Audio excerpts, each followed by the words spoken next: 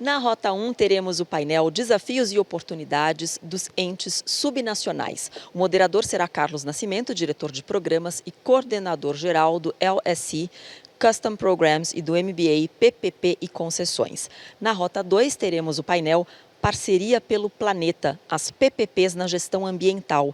O moderador será Ricardo Silva, especialista sênior de operações, concessões e PPPs do BID. E na Rota 3 teremos o painel Parcerias Público-Privadas em Infraestrutura Digital, melhorando a conectividade na América Latina e no Caribe. O moderador será o Gonzalo Arauz, oficial líder de investimentos, tecnologia, mídia e telecomunicações do BID Invest. Então, ótimos painéis a todos, podem começar.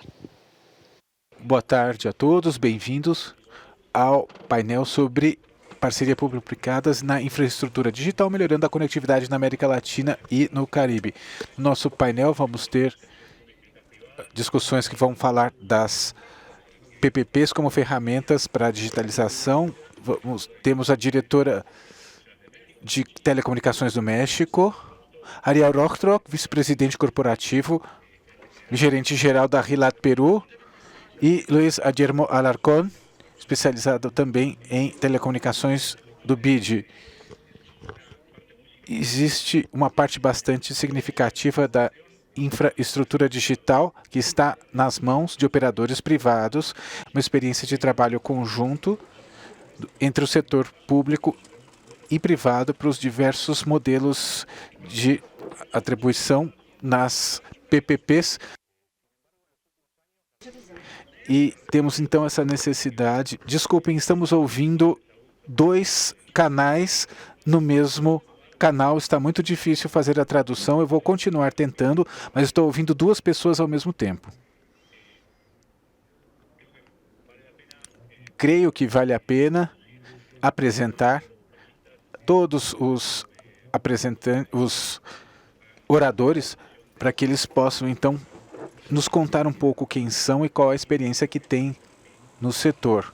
Podem, então, por favor, se apresentar. Bom, meu nome é Guilherme Alarcón, sou especialista líder em telecomunicações do BID. Já trabalho há décadas nesse setor. Trabalho, então, em vários continentes, em muitos países, de fato. E agora, no BID, eu dou apoio a esse tipo de iniciativas, nas PPPs. Muito obrigado, Guilherme. Daniel pode apresentar-se? Daniela, sim, olá a todos.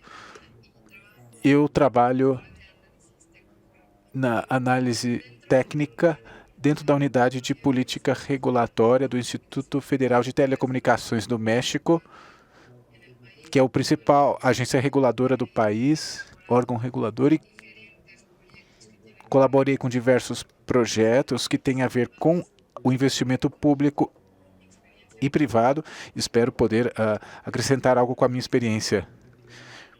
E Ariel Rochtrock, boa tarde a todos. Eu trabalho no Gilat Networks, no Peru, na implementação de modelos também das PPPs. Aqui, toda a questão das telecomunicações. Esperamos ter uma ótima conversa sobre este assunto. Muito bom. O primeiro ponto que gostaria de discutir é como que as PPPs afetam a estrutura digital na América Latina e do Caribe. Então, podemos começar, então, falando do que haverá nas telecomunicações no futuro. Sim, obrigada. Muito bem. Vamos começar, então, dizendo que no México, os grandes projetos de conectividade estão sempre ligados a projetos de PPP, ou seja, tem o lado do governo, ele tem um projeto de levar a internet ao país inteiro.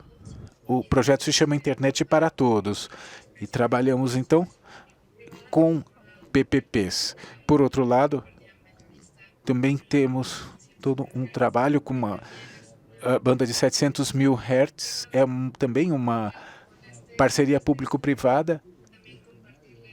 E também gostaria de contar um pouco do que acontece dentro do México, que é um país que tem um serviço de internet móvel, que chega a uma boa parte da população. No entanto, isso não significa necessariamente que todo esse número da população tem acesso ao serviço, porque não tem uma equipe ou equipamentos para conexão, ou não pode pagar os custos desse serviço. E, nesse sentido, as parcerias público-privadas nos oferecem uma oportunidade para levar o serviço a zonas, áreas que não o podem receber com facilidade e muitas vezes não é acessível para a população. Então, nesse caso, gostaria de contar um pouco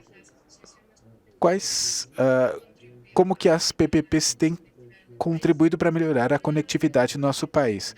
No norte do país, por exemplo, temos um estado que se caracteriza por ter bastante diversidade geográfica. Então, ao norte são regiões mais montanhosas e, por isso, não é tão fácil assim para as operadoras tradicionais estruturarem a telecomunicação por lá. E, por isso, temos, às vezes, as dificuldades do serviço sem fio, e as autoridades municipais têm trabalhado nesse sentido para poder oferecer a conectividade nas escolas, hospitais e parques públicos também. E assim, os municípios dão todos os alvarás para a criação dessa infraestrutura. E nas zonas rurais, onde não se pode, não há tanta facilidade de ter essa estrutura de telecomunicações, existe acesso à internet. São iniciativas que funcionam bastante bem para aumentar a conectividade em áreas de difícil acesso.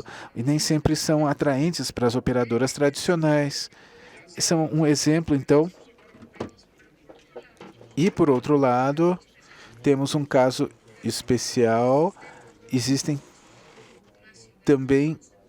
Desculpem, estamos ouvindo novamente dois palestrantes ao mesmo tempo e é muito difícil conseguir entender o que a palestrante da nossa rota está falando. E nessas zonas está proibido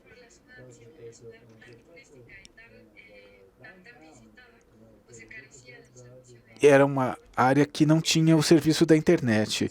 E, além disso, tem as mesmas características e, nesse sentido, faz alguns anos que o município começou a fazer uma parceria público-privada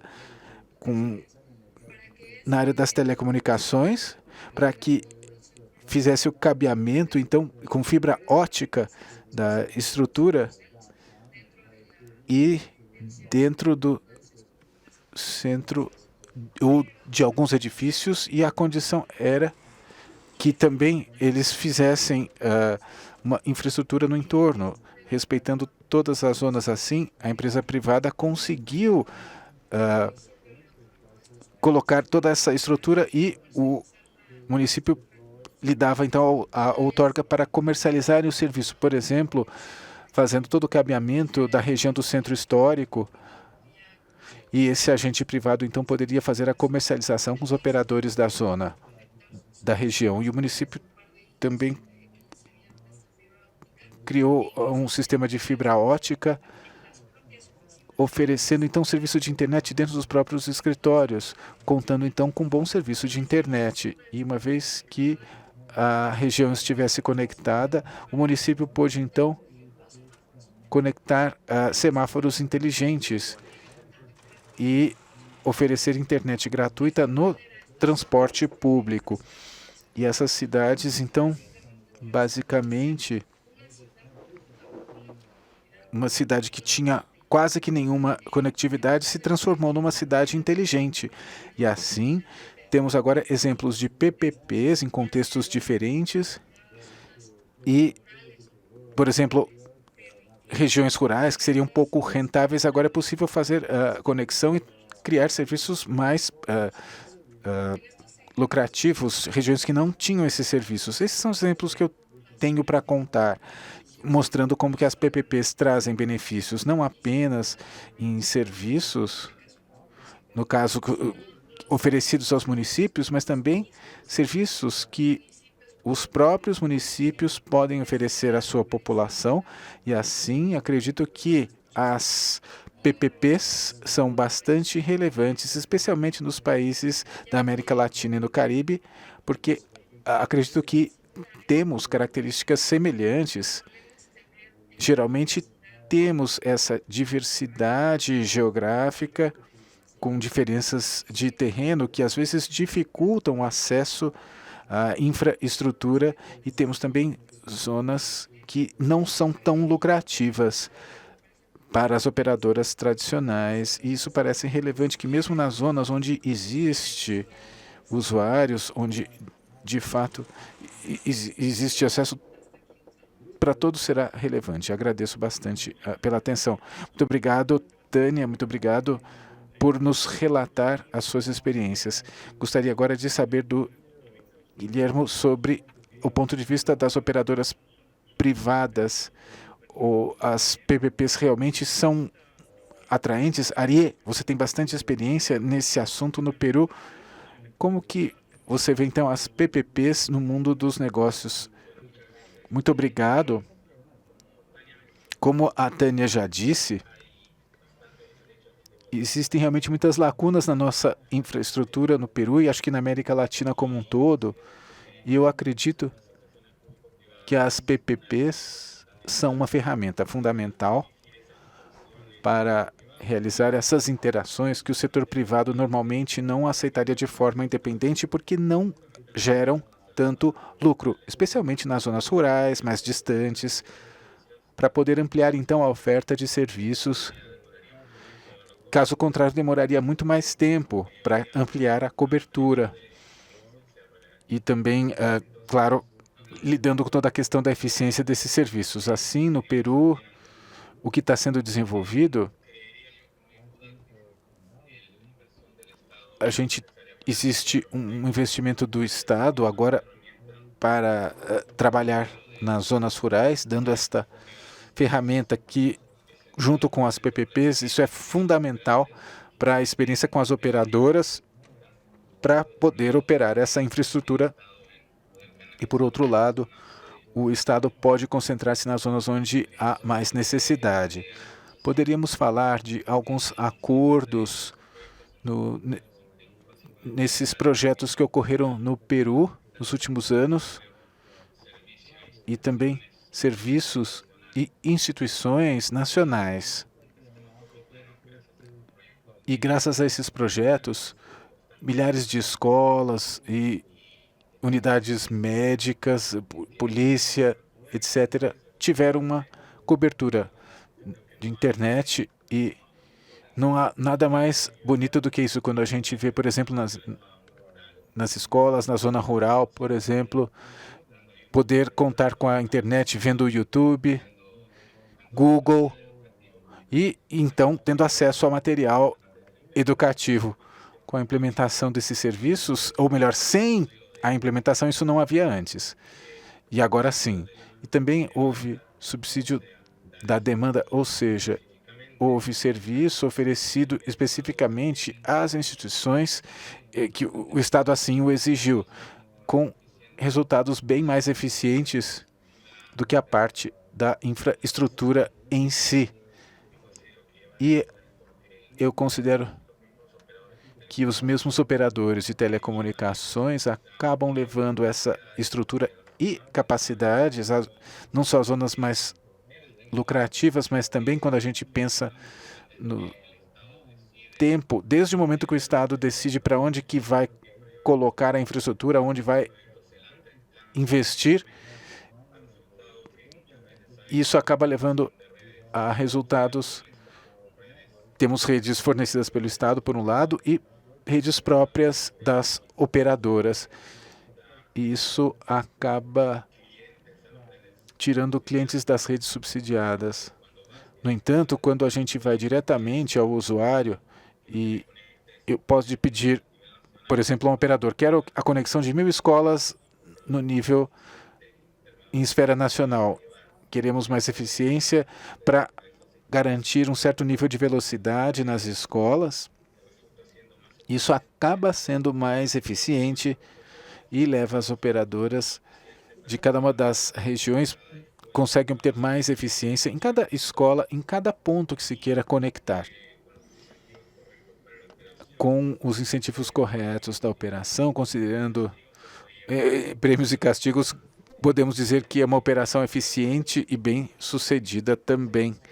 Então eu diria que esse modelo é um modelo adequado para termos uma cobertura mais eficiente, especialmente quando consideramos a demanda por esses serviços e o próximo passo, eu diria que uma vez que existe essa infraestrutura, o Estado agora pode concentrar-se em outros serviços que tratam de alguma maneira dessa infraestrutura, por exemplo, dando programas de saúde ou de educação,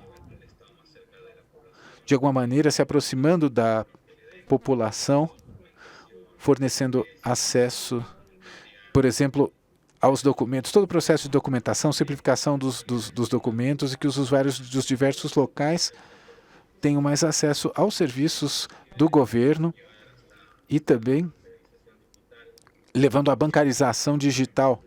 Por exemplo, nos projetos sociais que ocorrem hoje em dia, existe uma distribuição de dólares ou de dinheiro que circulam numa plataforma digital e poderia haver uma economia de 90% do custo de transporte desse dinheiro ou conseguir realmente resultados melhores. E acho que esse é um passo importante,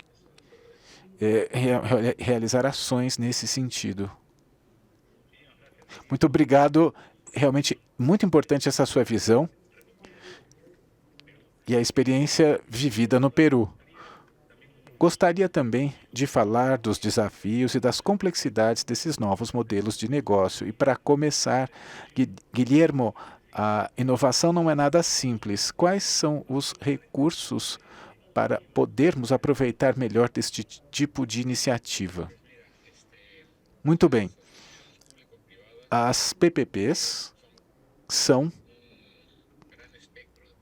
na verdade, apresentam um grande aspecto de possibilidades, como dizem a Tânia, desde o subsídio indireto a uma empresa pública e muitas outras possibilidades. Por isso, existe uma flexibilidade inerente, uma enorme quantidade de alternativas que eu vi ao longo da minha carreira. E os recursos que o setor público tem nesse sentido, temos primeiro a questão da regulação, as políticas de regulação do setor que devem permitir que se aproveitem essas possibilidades que existem, tanto na esfera nacional quanto subnacional. Realmente, aproveitando todas as instâncias, todos os níveis, e que se possa haver uma adaptação ao dinamismo do nosso setor. Isso também significa um equilíbrio entre duas forças. Uma, que é a certeza regulatória, a previsibilidade fiscal, que isso, claro, atrai investimento, mas também a flexibilidade e dinamismo que leva à experimentação e à inovação e o empreendedorismo. Isso não é nada simples. E com relação a o que vimos recentemente, houve uma proposta que se inspirou na possibilidade da renovação das licenças e a criação de mercados de acordo com uma lei de 2019 no Brasil. É uma proposta que explora a possibilidade de ter, ao mesmo tempo, a certeza de atrair a inovação, e não é a única solução, claro, mas mostra que é possível criar recursos regulatórios na questão trabalhando com a certeza e a flexibilidade ao mesmo tempo. E tem um outro ponto importante, que nesse processo acabamos percebendo, ficou claro, a importância de ter mandados imparciais, confiáveis, periódicos, de grande precisão, para conseguir mapear a demanda, como disse o Javier, e poder assim, com essa informação, poder então projetar melhor as políticas regulatórias, os projetos, e por isso desenvolvemos uma metodologia que foi colocada em prática em um projeto que se chama um projeto para conectividade digital no Brasil, com a Anatel, e o BID Invest. E a gente mapeou então a demanda de banda larga, não coberta, ou chamada demanda latente, no país inteiro. E eu acredito que esse tipo de iniciativa, que trabalha com dados empíricos, a questão digital, chamado outsourcing, são recursos, ou terceirização, são recursos úteis para agregar essa demanda governamental. Por exemplo, a questão dos semáforos inteligentes das escolas, centros de saúde. E um ponto importante quando a gente pensa nas políticas de regulação e na demanda do governo, desenvolvendo então melhores políticas e poder coletar dados, entendendo todos os seus efeitos e dinâmicas, e, claro, quem sabe algum dia poder, então, chegar a resultados melhores com a análise dos dados. Eu acredito que, no final do processo, utilizando as ferramentas que hoje temos, vamos poder oferecer tanto certeza quanto flexibilidade no desenho e na constituição e operação das PPPs, para que elas possam adaptar-se às circunstâncias de um mundo que depende cada vez mais da conectividade, um mundo que é cada vez mais dinâmico.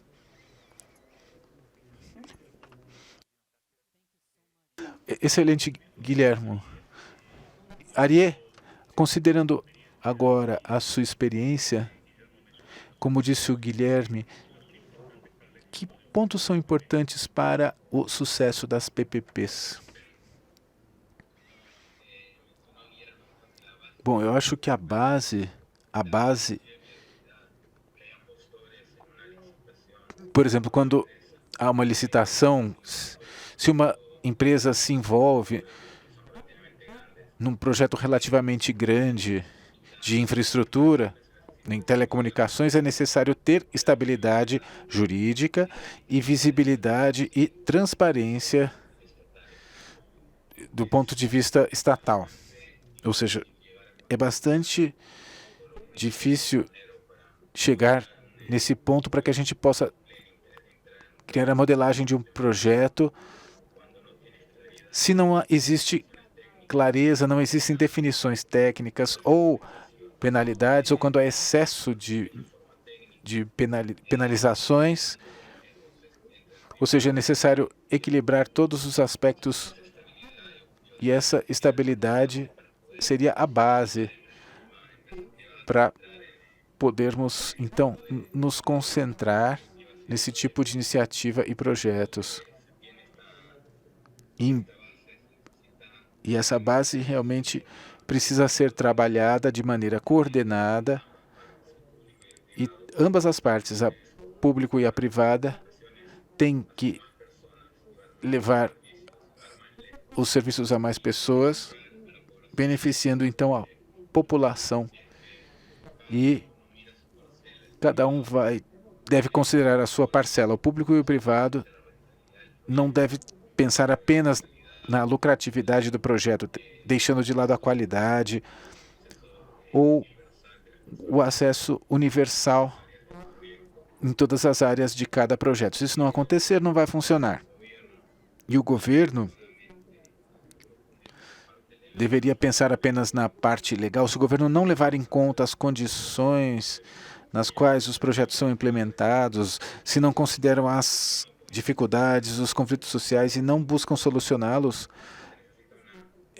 isso não estaria bem. É necessário haver uma boa coordenação entre ambos, entendendo que realmente é importante oferecer melhores serviços à população, dar serviços de internet, melhores semáforos inteligentes, e melhorar também o tráfego, o trânsito e ter câmeras, por exemplo, nos semáforos para poder controlar o fluxo do trânsito, o tempo também da mudança do semáforo e também sistemas de alerta para saber, por exemplo, garantir a comunicação no caso de um desastre natural, comunicação nas áreas afetadas. Isso é o que a comunicação nos oferece, ou seja, aqui melhorar a vida das pessoas, os serviços sociais à população, e a única maneira é de forma coordenada. E eu creio que é importante também fazer todos os estudos, entender todas as lacunas com antecedência e também deixar as empresas privadas que criem as soluções mais inovadoras e as mais atuais do mercado para então poder agregá-las aos serviços. Tem um exemplo que talvez possa ilustrar esse assunto, que é o primeiro projeto que houve no Peru há mais de 20 anos, que era um projeto de encurtar as distâncias de uma pessoa a ter acesso a um telefone público, passando de 40 quilômetros a 4 quilômetros. Foi uma solução de comunicação por satélite para diminuir essa distância. E o subsídio era 1/10 porque na licitação ele pedia alguma qualidade de voz e tarifas também pelo serviço, um número X de telefones, horário de atendimento em nível nacional. E a definição, então, dos requisitos era tão ampla que permitia, então, uma tecnologia naquele momento disruptiva, e a ideia foi que ela pudesse atender a muitos mais locais. E é uma forma tradicional naquele momento, mas era deixar claro qual é o serviço em questão e ter uma forma que seja ampla o suficiente para que uma nova tecnologia, que talvez não seja tão conhecida, mas para aqueles que desenvolvem um projeto desde o início, que o projeto deve estar definido de tal forma que ele permita que novas tecnologias possam entrar, tecnologias disruptivas que sejam mais eficientes, aumentando a velocidade, a cobertura, com o investimento do Estado.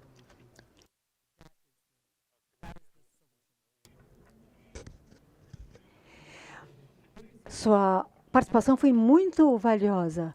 Agora, eu gostaria de passar a palavra à Tânia para ouvir dela quais são os maiores desafios com relação às PPPs. Muito obrigada, Gonçalo. Na minha opinião, e eu falo também pela experiência do México, um dos grandes desafios é poder trabalhar junto com o setor privado. Às vezes, temos regulamentações locais. No México e talvez em outros países da região, o que acontece é que quem decide ou dá as licenças para esses projetos de infraestrutura são os municípios. Então, muitas vezes, e sabemos que existem diversas iniciativas, vemos boas intenções, mas quando chega na esfera local, às vezes eles não nos dão as licenças ou não nos dão as facilidades. E existem algumas coisas que têm que ser cumpridas e nem sempre tudo vai na mesma direção. E isso, né, às vezes complica muito a execução da obra. Às vezes temos que ter um investimento para a realização dos projetos. Eu ouço comentários de que às vezes levam algumas semanas e eles apresentam uma série de recomendações aos municípios de alguns estados do México. E eles nos dizem que eles não têm competência nesses municípios para a realização de algumas questões, ou às vezes faltam operadores. Em muitos casos, eles dizem que não há ainda oferta E é muito difícil a obtenção de todas as licenças necessárias, né, para que possamos realizar os serviços de infraestrutura. Essas recomendações são muito recentes. No entanto, fizemos algumas recomendações, mas que dependem muito dos municípios decidirem levá-las à frente ou não, porque não há nenhuma maneira, no âmbito federal, de obrigar ao Estado ou ao município de seguirem essas recomendações. Dentro das recomendações, por exemplo, dizia-se que os estados ou municípios tinham talvez uma esfera única aonde o setor privado pudesse ter uma interação que pudesse facilitar os trâmites. E, por outro lado, essas licenças ou não eram celebradas, ou não eram assinadas, ou então não existiam. E, no final, havia uma falta de oferta para usuários finais. E, muitas vezes, eles não tinham muitas competências, não havia um preço adequado. Não se trata realmente de saber se isso funciona ou não, essas associações público-privadas. Eu acho que já está mais do que comprovado que elas funcionam. Eu acho que a pergunta é qual é a forma mais eficiente de implementá-las e também quais são as métricas que nos permitem medir o êxito ou o fracasso dessas PPPs. Eu acho que temos que criar casos de sucesso que sirvam como referência, olhando de múltiplas perspectivas. É preciso analisar o contexto político, econômico, social, tecnológico e a questão jurídica também.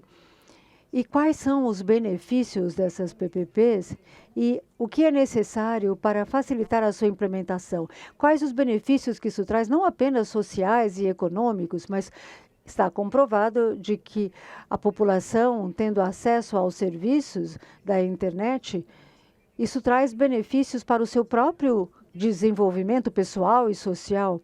No México, durante a pandemia, nós vimos quais são os benefícios. As pessoas que ficaram em seus locais pudemos colaborar com as operadoras da internet, dando acesso gratuito às populações menos privilegiadas, principalmente na época da pandemia. Além disso, tivemos uma iniciativa chamada Aprendendo em Casa, onde todas as aulas, ou seja, muitos alunos não puderam frequentar a escola. Tinham até o serviço da internet, mas era complicado para eles ter os aplicativos e havia problemas de interrupção do streaming das aulas. E com essa iniciativa, fizemos com que todos aqueles atos que necessitavam de internet eram fornecidos gratuitamente. E os operadores de radiodifusão também abriram alguns canais gratuitamente, com múltiplas programações, e haviam canais específicos destinados a oferecer conteúdo educativo. E dessa maneira, nós tivemos um impacto bem positivo, mas eu acho que isso exige ainda um segmento que possa avaliar os impactos econômicos, sociais e produtivos para vermos como enxergamos a transformação digital da cidade. E durante todo esse tempo, temos algumas cidades até inteligentes. O tema da conectividade nos mostrou que não se pode desenvolver nada unilateralmente com uma ou outra entidade pública ou privada. Eu também gostaria de mencionar a iniciativa de que tudo isso é um tema muito local, que tem a ver com levar conectividade às zonas que ainda não possuem boa conectividade.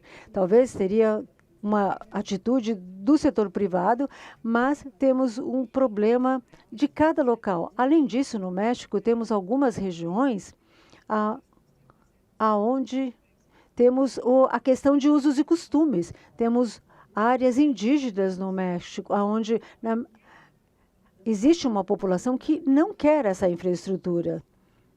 Então, essas iniciativas é feita em áreas comunitárias. Às vezes, dentro de uma mesma comunidade, é aquela que opera a rede. Então, temos que respeitar os seus usos e costumes.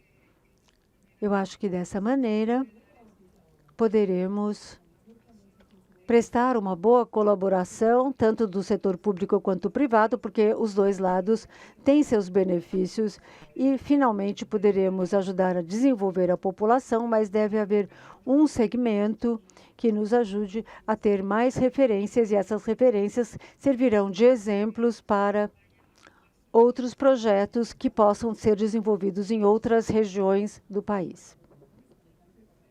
Tânia, muito obrigado.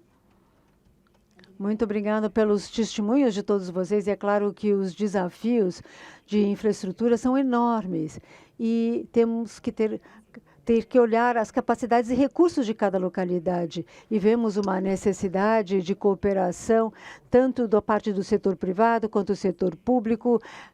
E as PPPs são uma ferramenta importante para canalizar essa cooperação. E é claro que também dessa operação é mais sensível, porque ela envolve muitos setores, como o setor público, o setor privado, e vocês já deram alguns exemplos interessantes. Nesse sentido, é preciso ter boa informação e a possibilidade de compartilhar experiências que são muito valiosas. E fóruns como esses nos ajudam a fomentar mais esforços de desenvolvimento. Precisamos ter regiões mais conectadas e mais ativas. Muito obrigado a todas novamente e continuamos aqui com o nosso evento. Obrigada.